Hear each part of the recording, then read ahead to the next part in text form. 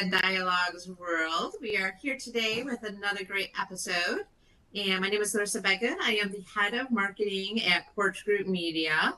And joining me today is Brandon Turnbull. He is the founder of Outbound Scale. So hi, Brandon. Welcome. Hi, thanks for having me, Larissa.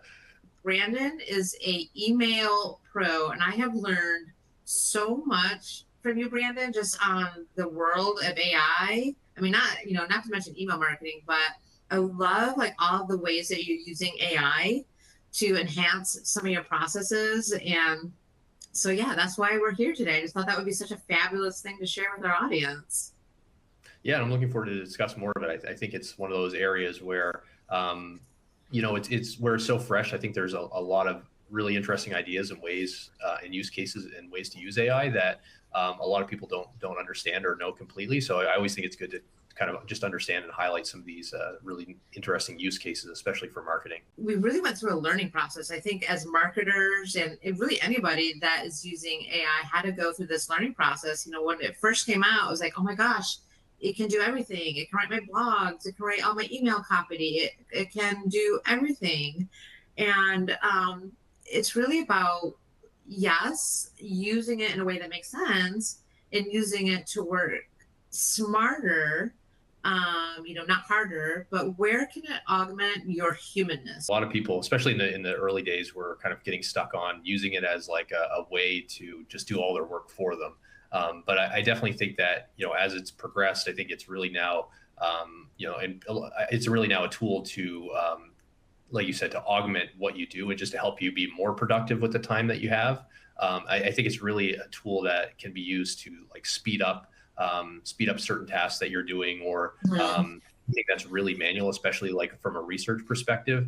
It's really great at just really speeding up those steps in the process versus replacing you as a human in general. As a marketer, we need to be using AI in a way that enhances what we do. I mean, if we're not using it and our competitors are using it, there are things that AI can do that humans cannot do as quickly.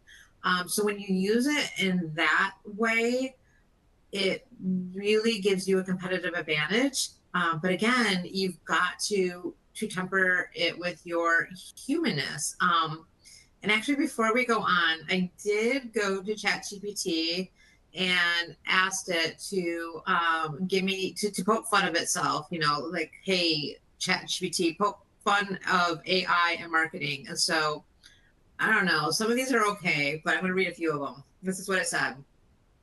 So beware of AI image generators in human hands. So just imagine a marketer. Can you please make a picture of a happy customer holding a coffee cup? So I'm imagining, of course, my Starbucks cup, like I'm very happy with my venti cappuccino. And then AI is like, sure, here's a person with 7 fingers and a coffee cup growing out of their palm. So I think we've all seen these images that people like try to pass off. It's like, yeah, this is like, no, absolutely, this is me. Like, I just happen to have 7 fingers. Like, duh, that is me. Like, no, it's not. So our human, as a human, we need to understand, do not put those pictures in your ads. You can maybe take a picture of yourself holding a Starbucks cup, but then maybe you ask AI to tweak the copy. So that's how you might want to use it instead. Yeah, and I think that image example is kind of sheds light on when people get it to write, like full blog posts or full articles or things like that, and they don't go through and actually really read into what AI has written for them. And I think a lot of times, that image generation of the person having 7 fingers, it's kind of like an anecdote of what happens in the writing that you might not see as well, where kind of goes off context, or it doesn't really understand what you're trying to get at, and it ends up coming up with this article that really, to a human doesn't make a lot of sense. And I think one thing people have to realize too is, it's trained on such a wealth of data that it's trained on both really good and really bad marketing data as well. So, when you're asking it to do certain things, realize that it might be pulling from, the email copy or the blog post structures or things like that is kind of on the bad side of marketing that are not great examples of what you should do. So that's one thing to keep in mind as well. Let's chat about how we actually can use AI smartly. And again, like when I was talking to you about some of the ways that you use AI in your processes and for clients, it just made sense. And I love some of the different ways that you shared with me that you're using it. So can you, I think some of the data pending were one of the first things that we chatted about. Can you kind of talk to us a little bit about how you're using AI for this and even what data pending might be? Yeah, definitely. So I think that this is one area that I feel like AI is really excelling at right now, in terms of like taking workflows that before took a lot of manual work and a lot of manual research, especially if you're sending to lists of thousands of individuals. Now it can be done really quickly and really efficiently. So in terms of like data pending, how I like to think of this is, you take your database of individuals that you have, and you typically have really standardized fields and information on them. And what AI allows you to do is now either take that information and give it specific context so that you can create customized data points that you can use in your marketing. But also using some of that context to come up with even like personalized snippets or segments that you can use within your marketing materials. So I'll give a couple examples of what this would look like, both kind of on the business to business side, but also business to consumer side. So for us, when we typically work with companies who are selling to other companies, and what we'll usually do is we'll use AI in a few different ways. And the great thing is we can have it actually go and visit a company's website programmatically, really understand what that company does, if they have any great case studies on their website, who they sell to. We can really pull a lot of different data points, and try to figure out specific things that we might mention in the email copy. As an example, like I mentioned, like a specific case study that's on the website, or maybe it's a certain award that the company won, something along those lines that we can use, that you typically wouldn't find in a database or anything like that. On the consumer side, I think there's an interesting approach that can be used where you can take your database of what you understand about that individual, what their demographics are, what products they've purchased, things like that. And you can actually use AI to kind of come up with, one example would be coming up with ideas of maybe other products that you sell and why they would be interesting to those individuals based on their demographics, their purchase history, things like that. So it's really able to, I think AI, where a lot of people kind of get caught up, is they think that it's going to do the entire job for you. And I think where it really shines is when you give it very structured constraints on, where to look for specific data or what to do with specific data, and then train it on some examples of how a human would categorize those individuals, or how they would look at finding those specific data points, and really help guide it in the right direction, versus just kind of giving AI a task and kind of letting it go wild, and do whatever it wants to try to find that. So at Portrait Media, we do a lot of data pending, where maybe we take a B2C database and append missing emails, for example. So that is maybe where that those are correct, those are the right email addresses. I know that AI can do some of that as well, but what I really like about how you're using it is how it analyzes these massive data sets, like a web page, like a human to analyze a web page, to pull out like, oh, I see you do this, this, and this. That takes hours, where AI can do it in a matter of minutes. So when you're using AI in a way that, that's what AI does. It's great at massive processing powers, and to analyze for those right insights and tidbits of information to potentially predict what else a consumer may buy, or what a B2B prospect might be interested in. I think that is just so powerful.